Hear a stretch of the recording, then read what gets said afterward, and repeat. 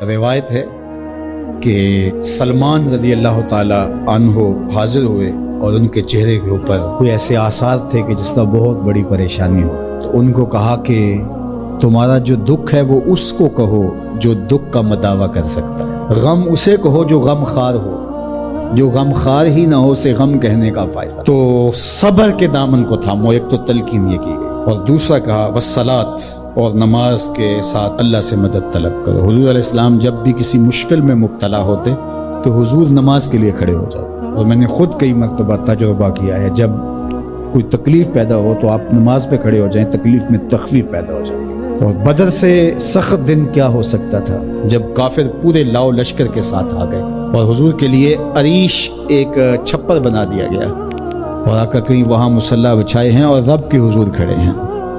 مشکل کے وقت جب کوئی سبب نہ رہے تو اس کے حضور آ جاؤ، وہ تمہاری ضرورتوں کا کفیل ہے۔ وَإِنَّهَا لَكَبِيرَةٌ إِلَّا عَلَى الْخَاشِعِينَ، اور یہ بہت بھاری ہے نماز پڑھنا اور صبر کرنا، لیکن جو اللہ کا خوف سینے میں پالنے والے لوگ ہیں، رکھنے والے لوگ ہیں، ان کے لیے مشکل نہیں۔ بچے کو صبح اٹھائیں آپ نماز کے لیے تو وہ اٹھتا ہی نہیں ہے، بار بار کہہ کے اس کو اٹھانا پڑتا ہے، اور اس نے سوات کی سیر کے لیے جانا ہو اور دوستوں کو ٹائم دیا ہو، تہجد کے وقت ہی تیار ہو کے بیٹھ جاتا ہے۔ اس کا مطلب ہے کہ اس کو نماز کا شوق نہیں ہے، اس کا شوق تھا، جس کا شوق تھا اس کے لیے اٹھنا بھاری نہ ہوا۔ میرے والد گرامی سے کسی نے کہا جی جاگ نہیں آتی، تو فرمانے لگے صبح منڈی جانا ہو تو جاگ آ جاتی ہے، کچہریوں میں تاریخ ہو تو یاد آ جاتی ہے۔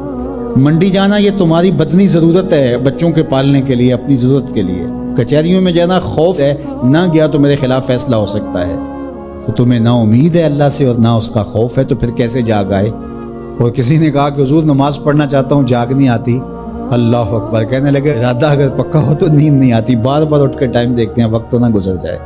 اللہ اکبر۔ تو فرمایا یہ بھاری ہے لیکن خاشعین کے لیے بھاری نہیں ہے، خشیت خدا سینے میں نہیں ہے، اللہ کا خوف سینے میں نہیں ہے، تو واقعی صبح کا اٹھنا بہت زیادہ بھاری ہے، بہت زیادہ مشکل ہے، لیکن جو خشیت والے ہیں ان کے لیے مشکل نہیں ہے۔ یہ مان لیا کہ صبح کا اٹھنا، سحری کا اٹھنا نفس پہ شاک ہے، لیکن اگر کسی کی زندگی کی لذت اس میں رکھ دی گئی ہو، اللہ اکبر، تو پھر اس کے لیے مشکل تو نہیں ہوگا۔ راہ خدا میں تکلیف اٹھانا مشکل صحیح، لیکن زندگی کا سرور اس میں رکھ دیا گیا۔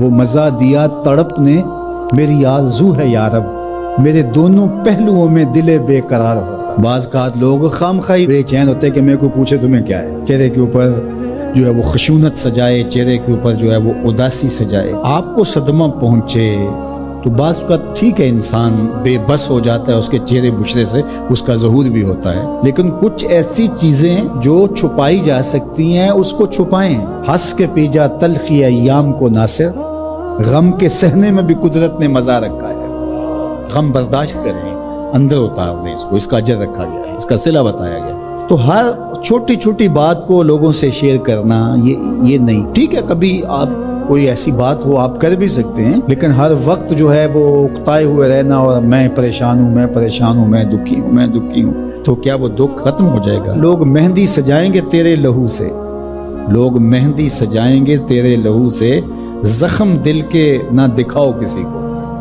لوگ تو اس سے طرح مذاق بھی اڑائیں گے، اور جب تم ہنستے ہو تو زمانہ تمہارے ساتھ ہنستا ہے، اور جب تم روتے ہو تو زمانہ تمہارے ساتھ نہیں روتا۔ اس لیے یہ آنسو بڑے قیمتی ہیں، وہی بہاؤ جہاں شان کریمی موتی سمجھ کے چن لے۔ یوں ضائع نہ کرو، یوں ان کو برباد نہ کرو، لوگوں کے سامنے رسوا نہ کرو اپنے آپ کو۔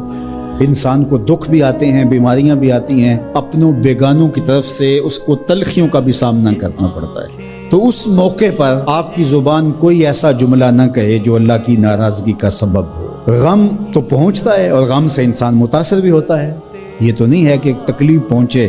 غالب نے کہا تھا روئیں گے ہم ہزار بار کوئی ہمیں ستائے کیوں، تو جب سینے میں دل ہے تو کوئی دکھ دے گا تو دکھی ہوگا، دل بے چین ہوگا۔ فرمایا کہ جب تکلیف پہنچے تو مدد کس سے طلب کرو؟ صبر سے، کہ اللہ مجھے توفیق صبر